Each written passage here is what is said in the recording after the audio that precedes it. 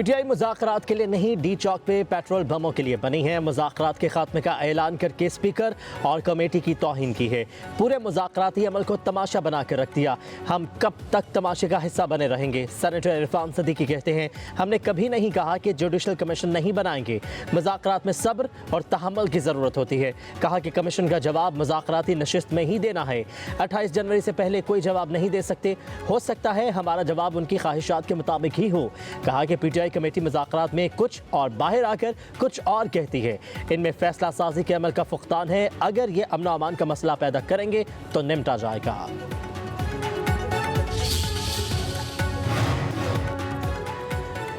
जो बानी का हुक्म वही पार्टी का फैसला। हुकूमत मुज़ाकरात में संजीदा है तो एक भी मस्बत कदम उठाए।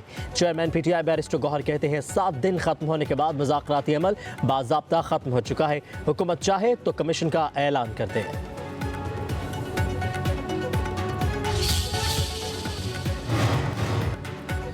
बानी पीटीआई और बुशरा बीबी की इद्दत निकाह केस में बरियत के खिलाफ अपील समाअत के लिए मुकर्रर। इस्लामाबाद हाई कोर्ट में तैनात नए जज जस्टिस आजम खान आज समाअत करेंगे। खावर मानिका ने 13 जुलाई 2024 का एडिशनल सेशन जज का बरियत का फैसला चैलेंज कर रखा है। अपील में एडिशनल सेशन जज का फैसला कलअदम करार देने की इस्तदाद भी की गई है।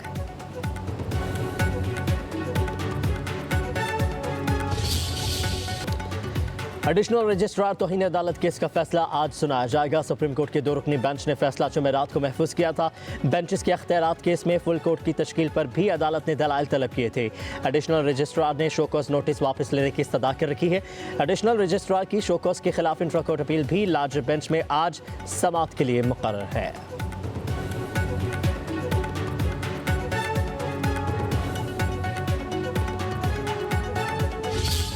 बिल्कुल प्रोपेगेंडा है। किसी किस्म का कोई एंटी चाइनीज स्टेट की किसी फंक्शन में ना मैंने अटेंड किया ना मैं गया हूँ। एक गंगस्टर्स का एक फंक्शन था जो मैंने अटेंड किया, जिसको इन्होंने मंसूब किया कि जी वो एंटी चाइना फंक्शन था। इस तरह का प्रोपेगेंडा जितने कर लें कोई फर्क नहीं पड़ता।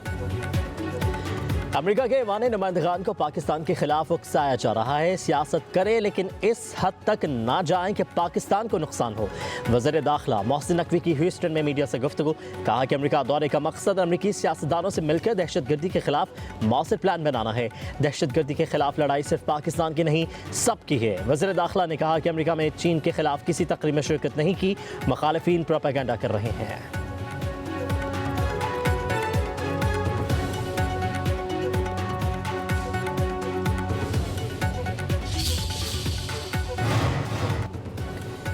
वज़ीर आज़म शहबाज शरीफ से ख्वाजा साद रफ़ीक और राना मशहूद अहमद की मुलाकात। मुल्क की मजमूई और सियासी सूरत हाल पर तबादला ख्याल। वज़ीर आज़म से वज़ीर ममलिकत अली परवेज़ मलिक, MNA अब्दुल गफ्फार भट्टू, उस्मान अवैसी और MPA फ़िदा हुसैन की भी मुलाकात। मुतालिका हल्कों के अमूर पर गुफ्तगू की।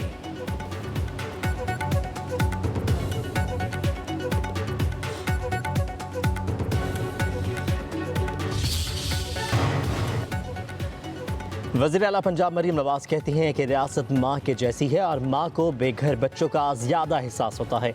अपनी छत अपना घर प्रोग्राम में 4 लाख से ज़्यादा दरख्वास्तों का रिकॉर्ड कायम हुआ। 8.5 अरब रुपए के बिलासूद कर्जे दिए जा चुके हैं। इस मंसूबे का मकसद हर शहरी को अपनी छत का सुख फराहम करना है, जहाँ सिफारिश के बजाय मेरिट को तरजीह दी गई है। वज़ीर आला पंजाब ने कहा कि क्लीन और काबिल तजदीद तवानाई हमारी बका और वक्त की अहम ज़रूरत है। पंजाब को फॉसिल फ्यूल से निजात दिलाकर साफ और सब्ज़ तवानाई के दौर में दाखिल कर रहे हैं। सीएम सोलर पैनल प्रोग्राम शहरियों के मुआशी बोझ को कम करके एनर्जी सेक्टर में इनकलाब लाएगा।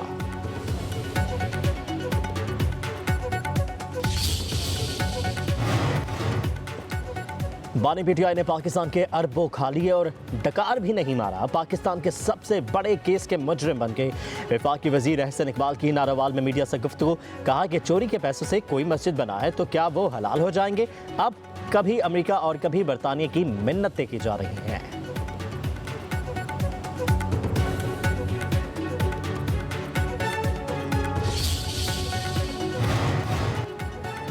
चेयरमैन FBR राशिद महमूद लंगड़ियाल कहते हैं अफसरान के लिए गाड़ियां खरीदी जाएंगी। सेनेट कमेटी के एतराज़ का जवाब दे दिया।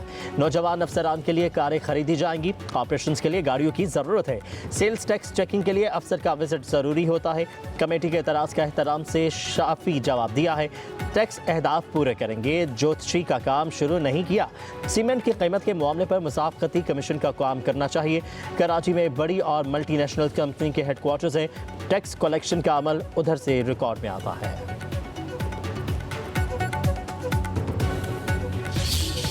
ऐसी सूरत हाल में जब लोगों को बुनियादी जरूरत की चीजें नहीं मिल रही, ये पार्लियामेंटेरियन अपने सारे इख्तलाफात बुला के एक चीज पर इत्तेफाक कर लेते हैं और वो ये कि हमारी तनख्वाहें बढ़ाई जाए, जो काबिल मजम्मत है। इन सब जमातों की हम मजम्मत करते हैं। IPPs जो खून निचोड़ रहे हैं उनका इनकम टैक्स एग्जेम किया हुआ है और इसमें सब शामिल हैं, और आवाम का खून निचोड़ा है। बिजली के बिल बढ़ाए हैं, टैक्स उसमें बढ़ाए हैं, पेट्रोल की लेवी पर सबका इत्तेफाक है।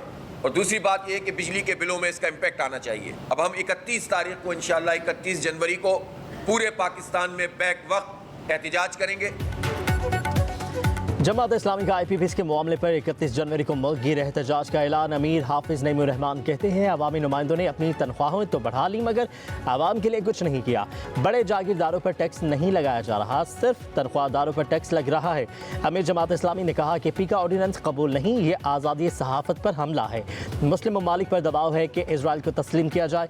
हुकूमत सब सियासी जमातों को इकट्ठा करके एतमाद में ले। फ़लस्तीनियों की हिमायत के लिए हुक्मरान अपना भरपूर किरदार अदा करें।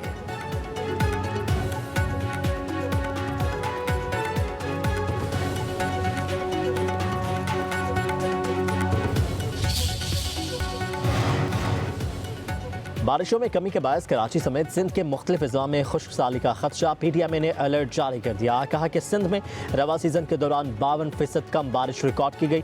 फरवरी मार्च तक मौसम खुश्क रहने और खुश्क साली बढ़ने का इम्कान। नौशहर फिरोज, सखर, शहीद बेनज़ीराबाद, जामशोरों में खुश्क साली का खदशा। दादू, खैरपुर, थरपारकर की ज़िला इंतज़ामिया को खुश्क साली की मुमकिन सूरत हाल के पेश नज़र पेश की इंतज़ामात की हिदायत।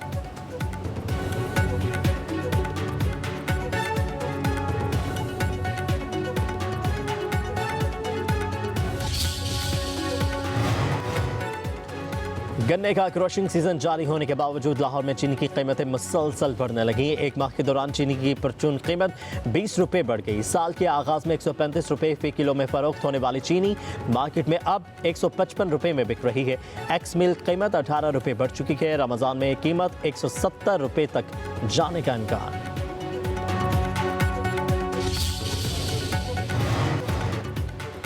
कराची में गैस लोड शेडिंग बढ़ गई। सुबह के औकात में गैस न होने के बायस खाना बनाने के लिए ख्वातीन परेशान। घंटों इंतजार के बाद भी गैस न आए तो नाश्ता और खाना बाहर से लाना पड़ता है।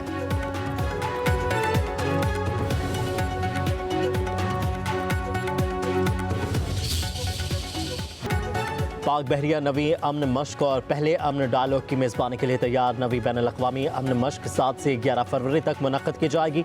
मश्क के साथ साथ पहले इंटरनेशनल अमन डायलॉग में दुनिया भर से कमोबेश 120 वफूद शिरकत करेंगे। इलाक़ाई सलामती और समुद्री खतरात से निपटने के लिए मरकज़ी हमले पर गौर होगा।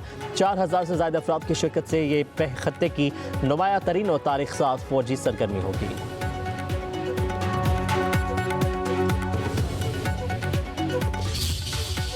और सिंध में बैल दौड़ के कदीमी मुकाबलों को जिंदा करने की कोशिश। ठट्ठा में हुकूमती सरपरस्ती में बैल दौड़ के मुकाबले करवाए गए। दिलचस्प मुकाबलों में शहरियों की दिलचस्पी काबिल दीद थी।